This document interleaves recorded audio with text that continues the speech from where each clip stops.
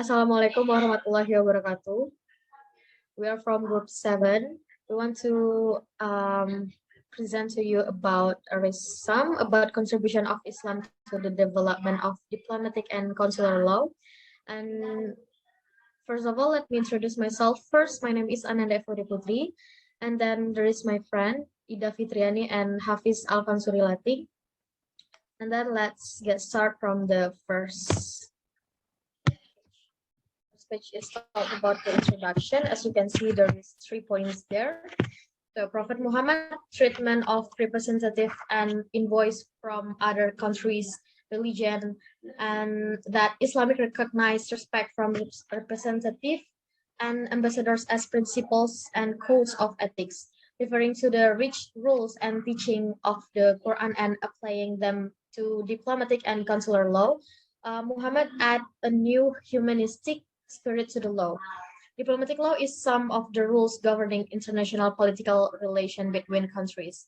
A fair reading of history reveals that diplomatic and consular law have emerged from the East, where Holy Prophet came up with the humanistic ideas to guide people toward God. An international point of view on Islam can also help determine Islam's contribution to diplomatic and consular law. So, the first is development of diplomacy in Islam. Muslims are allowed to build friendship with foreigners in international relation because, as we know, Islam is a social religion. International law is primitive and imperfect because its component and rules didn't meet the needs of international community and have not evolved consistently with the evolution of this need.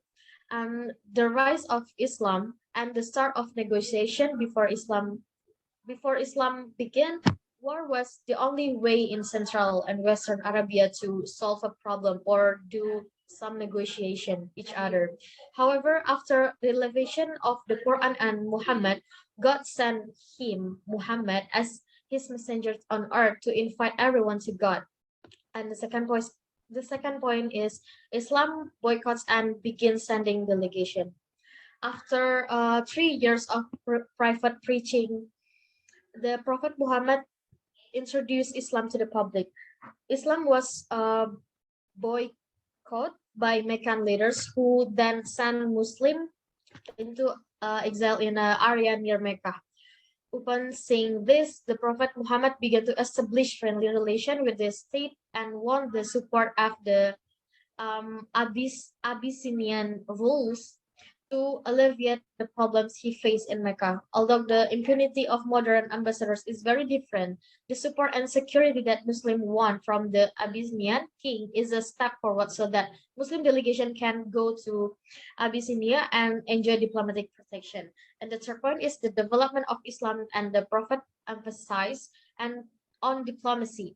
After the development of Islam, the Prophet Muhammad decided to go on a pilgrimage to Mecca.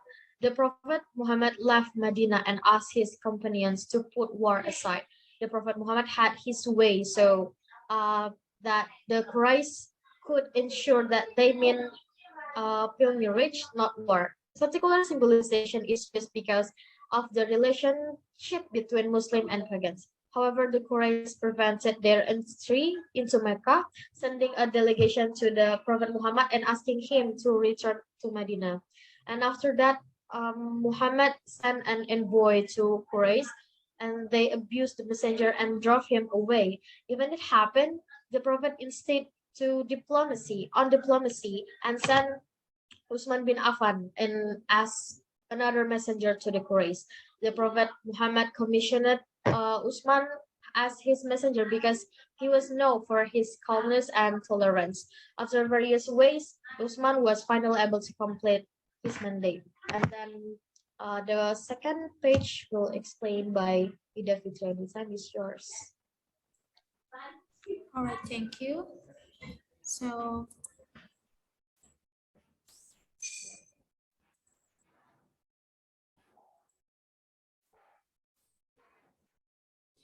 the second is about the sending and selection of delegates. So Actually, history has proven that the Prophet sent at least about 400 letters to head of nations or tribe of head of state religion authorities. At the same time, the Prophet tried to remove obstacles using diplomatic procedure and rational method.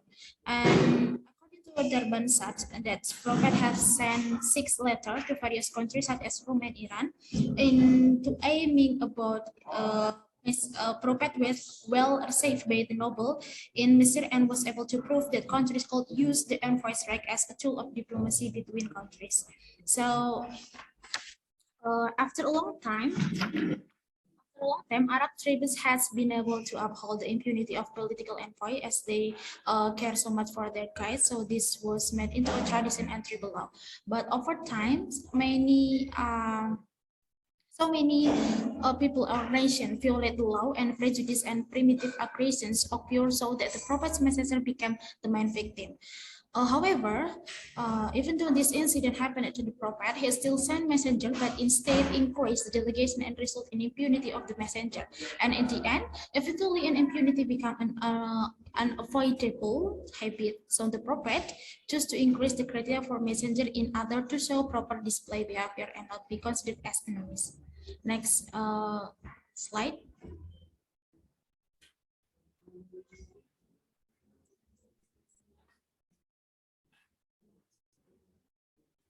Okay, the search is about the proper treatment of the envoy from other state. In the year 6 Hijriah, the system of negotiation of diplomacy in religious sects, tribe, and countries growth in the Medina. We could say that the center is in the Medina. The Prophet finally welcomed the incoming delegations and used this platform to negotiate in a firm and also honest style. The Prophet also did not forget that the peaceful and secure relationship will be established at this time. At the end of his life, the prophet had met entertained many messengers and they even discussed various topics. And in total, there are 70 cases of negotiation carried out by the prophet. And last, in the years 9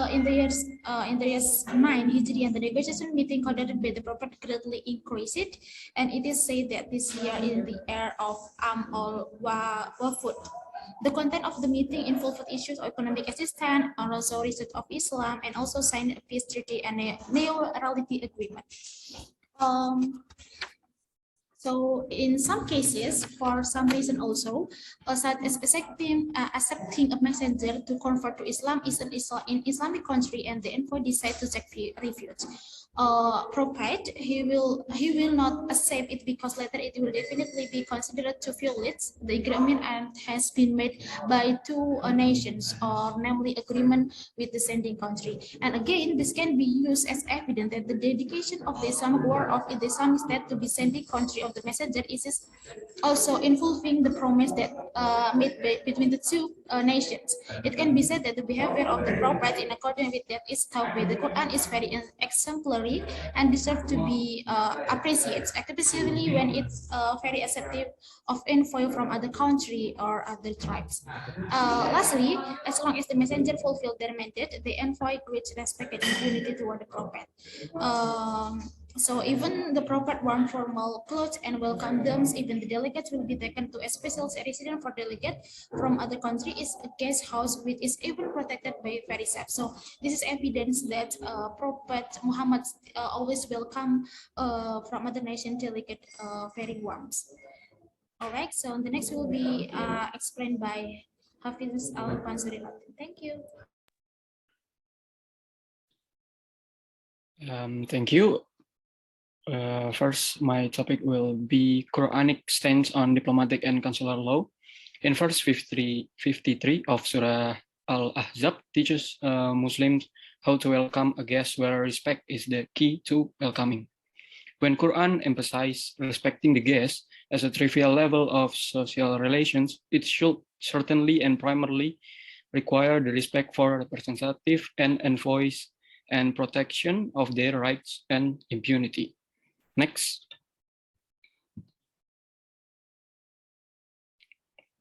The stance of International Court of Justice, the ICJ, and international law on the contribution of Islam to consular and diplomatic law.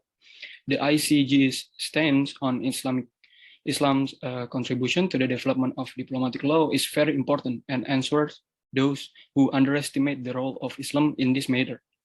Salah Faldin Tarazi, a Syrian Muslim judge, said of the ICG's statement that he is pleased that the ICG has paid special attention to the fact that Islam is together with religion. Other religions have contributed to the development of the contemporary role of international law, in particular diplomatic and consular impunity. Next. Muslim lawyer stands on diplomatic and consular law. In Al-Sair ul-Kabir, Shaybani writes that envoys should not carry out their missions unless they are safe.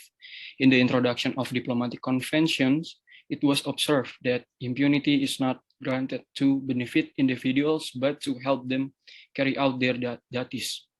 Shaybani believed that impunity was necessary for the messengers to complete their missions. Last slide. Conclusion, diplomatic and consular law exist to protect the lives, people, assets, and secrets of a country's envoy in the receiving country so that the envoy can carry out his mission to the best of his ability. It was not only the tolerance of the Prophet that made respect for foreign envoys an irrevocable principle in law. Islam, on the contrary, he went a step further and offered gifts to the envoys out of respect for their personality. Therefore, the Prophet expected the receiving country to comply with the consular and diplomatic laws, which he himself acknowledged in treating the envoys. Islam helped develop consular and diplomatic law and was committed to defend the right of envoys. It is a decision of the highest international tribune that recognized the contribution of Islam to the development and evolution of diplomatic and consular law. In addition, Islam countries can establish diplomatic and consular law commissions within the Organization of Islamic Cooperation to change negative attitudes towards Islamic contribution to diplomatic and consular law. Next. I think that's all from us. Thank you so much for you guys' attention. Wassalamualaikum warahmatullahi wabarakatuh.